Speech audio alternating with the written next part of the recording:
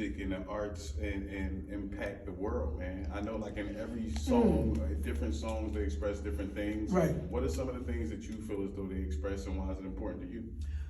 The first part of the question, why is it important, and for music to be strong enough, even though you said impressive and passionate, it's the same thing.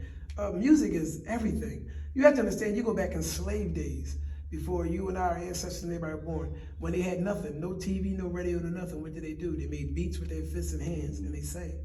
They hummed songs and they sang old gospel spirituals. Music is one thing that will be here before me and you and be way before this world is long gone. It'll never be, music will always be there. It's the thing that keeps everybody, grounded. When you're going through that downtime and you need a song, if you can't talk to nobody, that friend or loved one, but you can put on a song to make you cry it out or have a happy smile, music is everything. Listen, there was a statement made by Lou Rawls, God rest his soul.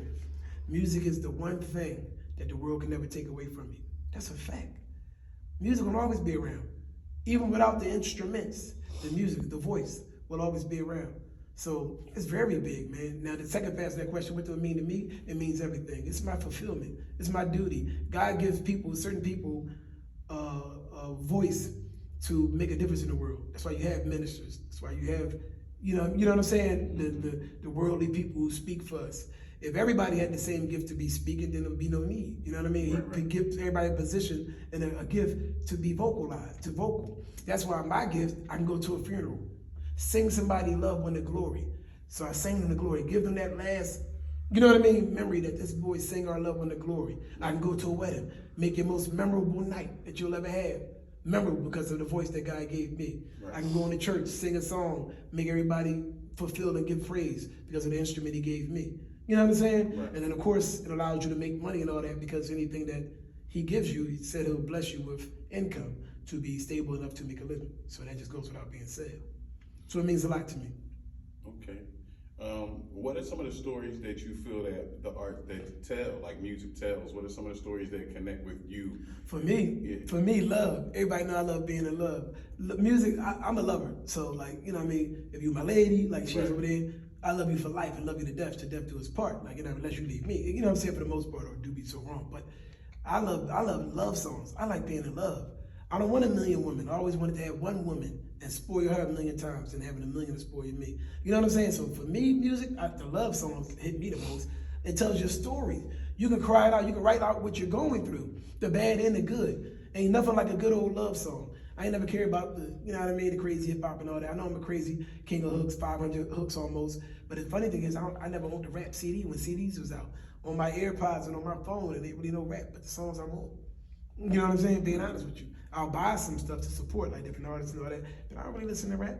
I became the king of hooks because everybody started calling me for hooks because of EA, Back to Basics. Right. That's, Gilly best friend. Right. He put me on a DVD, Back to Basics, 1999, I never forget it.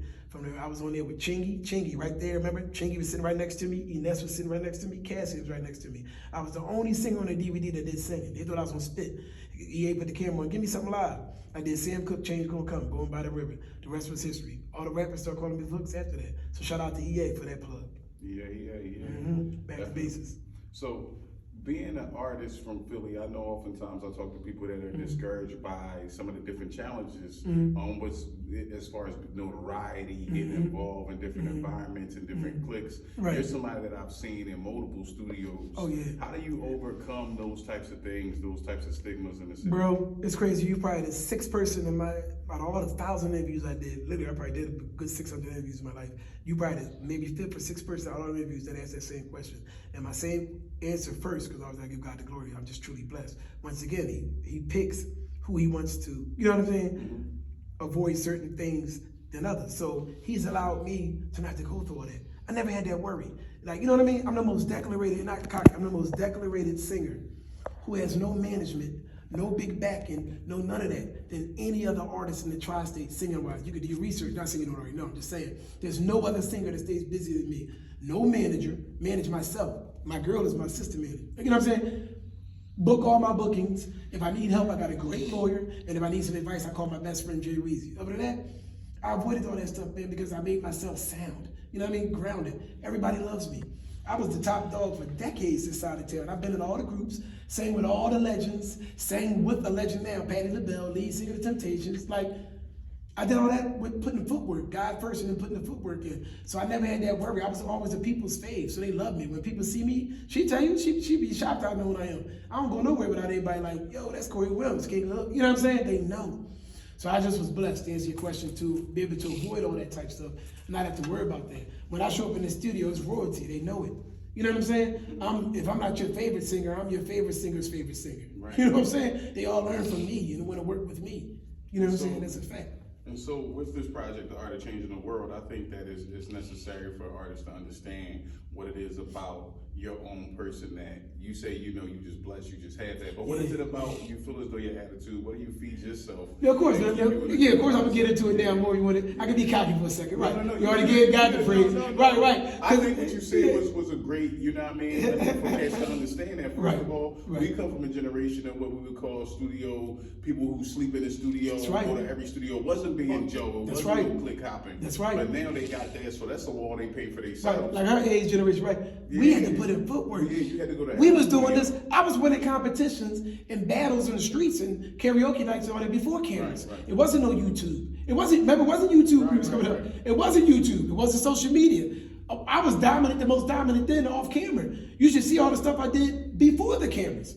You know what I'm saying? The talent shows I won before the cameras. And that's when the talent shows in this day and age, with the way everybody is, with how they perceive being, you know, clicked up and all that. Right. What is it that you feed yourself to keep you out of that mentality? Because that's what the people really need to know. Right. And you know what's funny? I always, and this is a cocky statement, which is fine, you know, I always feed myself to be me the best. What drives me is to continue to be the best, to dominate. There's no singer better than me, and I can out-sing all of them. And they know that. I can tell you, they know that. I'll out-sing any of them singers, you know, hands down, with no music, none of that. None of them can touch me.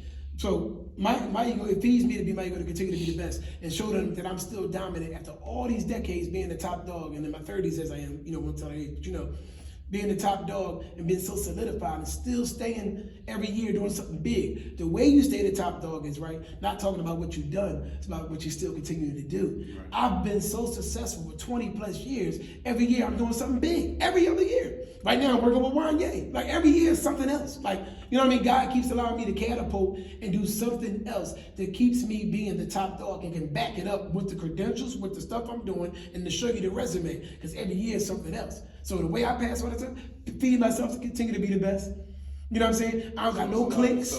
I don't roll with no clicks, none of that. Yeah, you know, of course I know everybody because everybody love me. And I got a lot of homies and all that, but I roll with no clicks. When it comes to R&B, I know I'm the top dog. I don't need no partners, none of that, except for Jay Reezy, that's my best friend. So if I need a partner, when we do partner stuff, it'll be Jay Reezy, the greatest writer that's doing it. Like, he writes his ass off. He working for KC right now.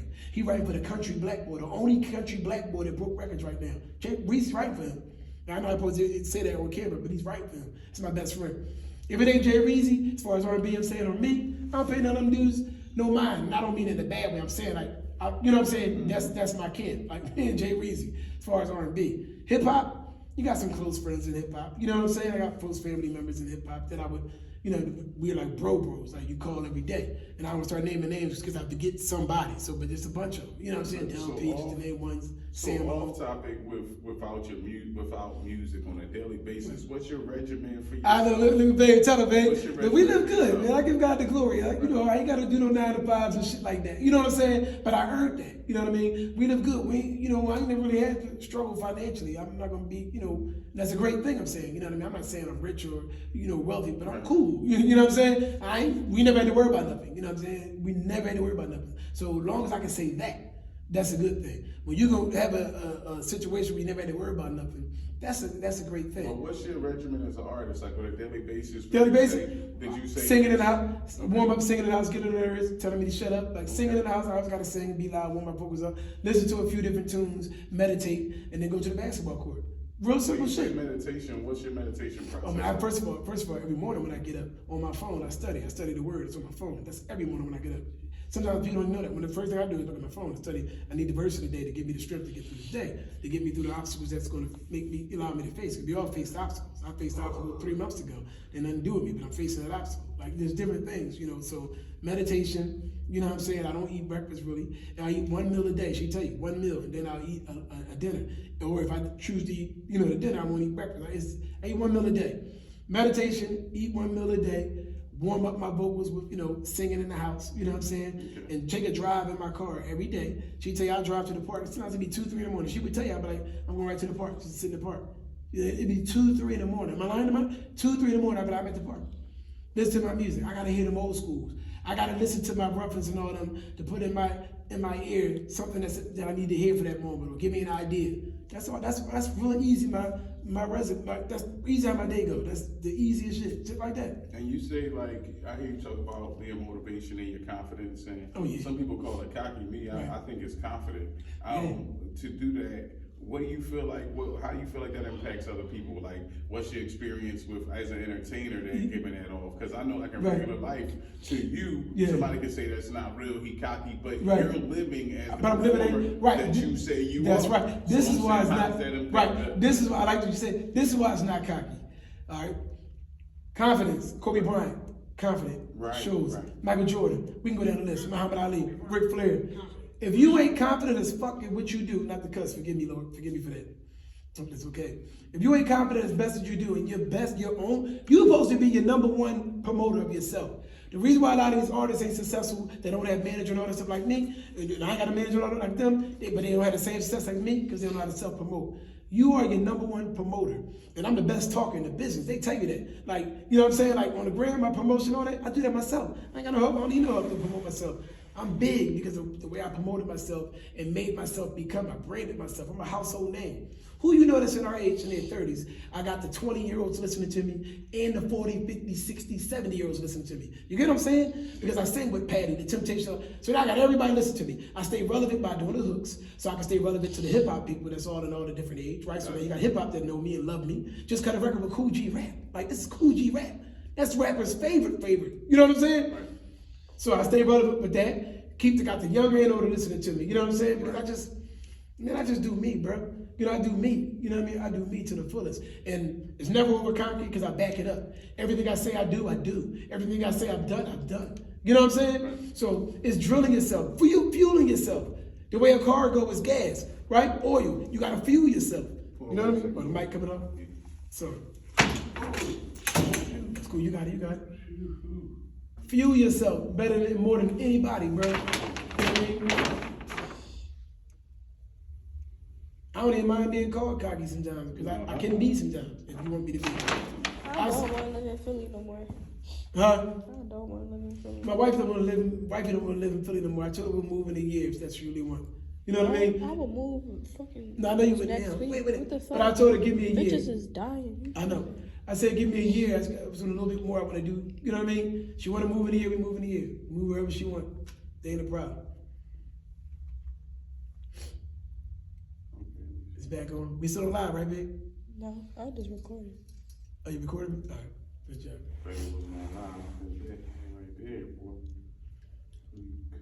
Woo! Oh, baby. I like this echo. Yeah. All right, so I was finished with the cocky statement, right? Yeah. So it's just confidence, man. Ric Flair, Muhammad Ali. I call myself the Muhammad Ali of music. I don't know if you know that. In the Ric Flair music. That's what I call myself. Like, if you ever see me writing my hashtags on Instagram, they all know that. Because they talked it, they believed it, and then they made it happen. You understand what I'm saying? Right. That's what you gotta do. Some people get offended because their life ain't like yours. Some people get offended because they can't do what you're doing. You know what I'm saying? Right. That's part of the game. You know what I mean? What's meant for you is meant for you. That's what the good book says, Quran and Bible. Right. So, what would you say, as far as your talents, have you gone on into writing? Do you write? Yeah, you know what's crazy, man? All the hooks I write, and I got plenty of records in the ASCAP, and plenty of records that I get digital and great income from every couple months when you get the royalty checks. So, writing, I write all my hooks. My songs, I got Jay Weezy to write for me, Speed Rider to write for me, and I might write a few here and there. You know what I mean? So, as far as my solo songs. So what encourages you when it comes to writing? Like, what encourages you? What's something that encourages you? I know you said love, but I mean, like, Right. is it something like, do you listen to look at movies? Do you? I don't watch TV. She tell you, I never So watch what's TV. something that encourages you as far as writing that impresses you in a Life, different style? life. Tell you, my life, and just knowing how life can be for others. I don't watch TV in the house. She would tell you that. I don't watch TV at all. I sit on the couch or in the bed and I watch on my phone, YouTube. I watch my music. You know what I'm saying? I watch. I'm watching concerts, and you know what I mean. So but life inspires me. What I've been through. You know what I'm saying? And then what people I know people are going through that are either went through what I went through or going through worse. I lost my mom and dad, man, back to back. Let me backwards before that. I lost my best friend, right? 6 months later, I lost my dad. You know what I'm saying? Lost my mom a year later, and then lost my older brother, blood, a year later. So this was like, when you went through all of that, and then you got your own regular life problems, you go through shit with your girl, and you know what I mean? Just life outside and dumb stuff. So life helps me write. Life and love helps Corey Wims write. Okay. If it's something that you would say to somebody aspiring to get in, because what it sounds like in some ways, like you have your positive side is so, you inspire yourself in a lot of ways. You challenge yourself to go forward. Yes. What would you say to somebody who doesn't have that type of attitude as far as getting into this business? Is it something that they need to have? What would you say? 2 questions you asked right there. You basically talking about what do I tell them to get the same mentality I got, and then you ask me what advice would I give them to get in the business, right? So that's 2 questions. So I'm saying more so, let's say, what would you say to somebody who is trying to get into the business or doesn't have the mentality that you have? Mm-hmm. What would you say to them to inspire them? And is it necessary, do you think, for somebody to develop that type of mentality where they encourage them to have tough skin? Like, what's your thought on that? Okay, so again, it goes, I'm always gonna start off with God, so that's how I start. Because like I said, what's for you is for you. And so, you know what I mean? Certain things just ain't for certain people. I have to say that first, because that's just what it is, So now, in life, it's just like how many people say, yo, can you train me to sing? No, I cannot train you to sing. You have to have the gift of singing in you. I can train you to be better at singing. It's a difference. So God gave you the gift. I can train it and help you manifest and making it better, or showing you how to dictate, hold your notes, and breathe, and belt out notes, different like that. So I can only train you to be better. You have to have the gift. So now, for those who somebody may not have the gift that I have to the drive, what I say to them is find your peace. Find your deliverance in what you're really trying to do. If you wanted to be in this, but let's say we talk about singing, since we talk about singing. So for somebody that want to be a singer, they want to be in the entertainment world. Well, there's 2 things you need to understand and know. This is a game that everybody's not going to be successful in. So that's you already got to have the mentality that 8 times out of 10, you're not going to be successful at it.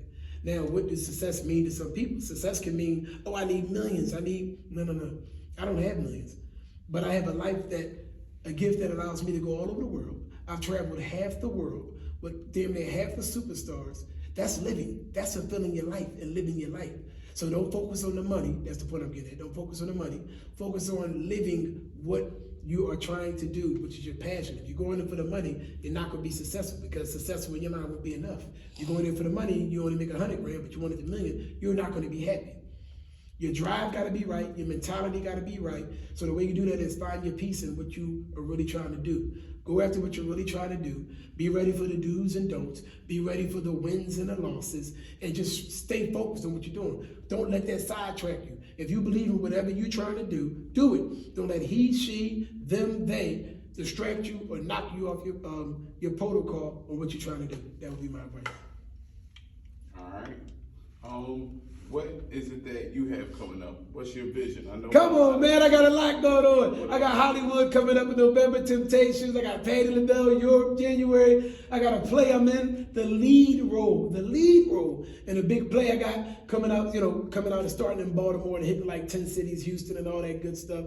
So it's a lot going on. The play is called Cheaper to Keeper, wrote by Rosie Weinberg. So not only do I got a lead role in the play that's coming up, starting shooting, actually filming late October. I got Hollywood in late November. I got Europe with Patti LaBelle. I got all the hooks that I continuously keep cutting. I got to help my lady out. She's in a big movie wrote by Jimmy the Saint coming up. What's the name of that movie, babe? Jimmy the Saint movie. Broken Trust. Broken Trust. So, I got a part in that where I'm just singing, but she's one of the lead actors in that role. And besides her modeling and all that type of stuff going on, so I got a lot of stuff going on in the next couple of months. And besides just being a parent and being a lover to her and being a man of God, you know, just walking, being a positive dude. Nothing negative about me. Nobody's perfect, but nothing negative about me. I'm a positive dude. So that's all that's coming up, man. All right, man. I guess my last question for you would be, as I see you moving forward and playing basketball, and being active in so many different Yes, sir. ways, do you think all of that's necessary for you as a part of your career and moving forward? Because I see you leveraging that in a way, like your personality. It's crazy. Everybody, how did you feel this? Yeah, so I'm saying, like, for you, is that part of your technique? It's funny. I got 3 calls. She can tell you, and they can verify. I got 3 phone calls from different people. Somebody from New York, another person from New York, and then somebody from Harrisburg had called me to ask me, you need to take this thing a little further with this basketball. You got a big buzz when you play basketball. And one-on-ones, I'm 95-0 since last summer when I started it all. Last summer I finished 54-0. This summer I'm already like 35-0. So then I stopped because I've been doing too many shows this summer. And then I laid low. But so 95-0, and a lot of people ask me, I need to make a web series about it, a series, you know what I mean? So you don't know what's going to happen with that at the moment. You know what I mean? I'm letting the summer go by with that idea, but that idea has came up 3-4 times, and I may do it. You know what I'm saying? But to answer your question also, that also keeps me conditioned. I love doing my basketball. You see, I'm in great shape. In my 30s, I don't smoke, I don't drink. I talk about never did. Never. I need you to know that. Like, never. I know you don't know me, like, never. I've never smoked or drink a day in my life. Like, ever. You know what I'm saying? So it's like, you know what I mean? So that, keeping me in shape, keeping my wind, all of that, you know what I mean? It's a beautiful thing. You know what I mean? So I love basketball. That helps me. That helps me, man. I love it. You know what I mean? All right, man. You heard it first, Corey Wims. Corey Wims, the last thing, I know I said my last thing, I don't care. but your personality, where did you groom yourself? How are you? It just came. It's natural. Like I said, you know, it might sound redundant to keep saying God. Don't worry, it's a vape. Even though you may not like it. Okay. Keep saying God.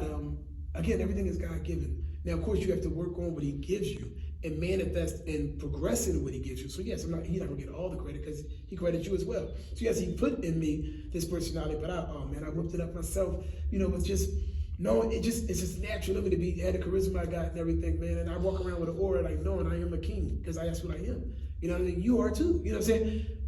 Take heed and ownership of what you're trying to do and what you are.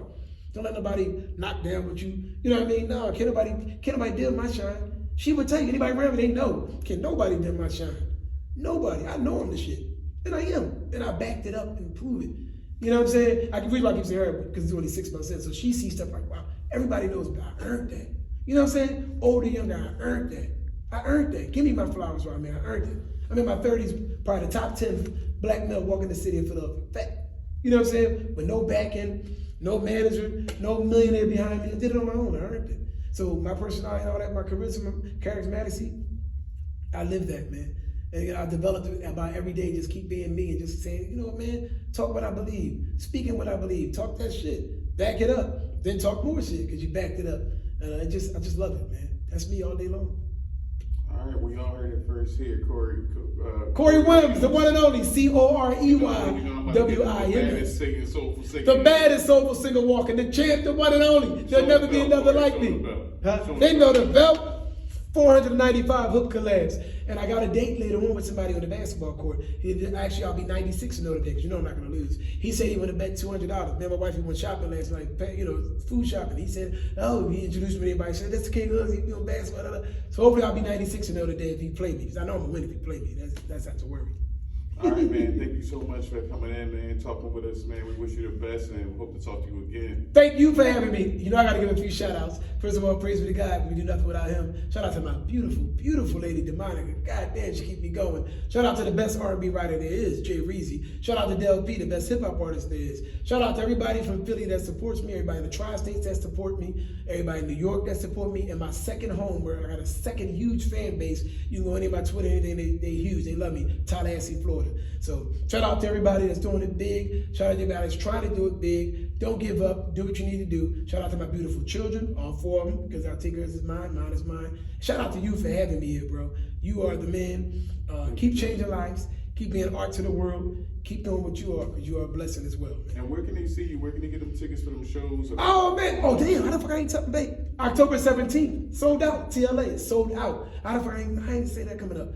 October 17th, E-Ness doing a 30-minute set for hip hop. So you know you're gonna bring out BDC on Freeway. Right. I'm leaking that out, PD Gray. I'm doing a 30-minute set with R&B. So you know I'm gonna have some surprises in my set too.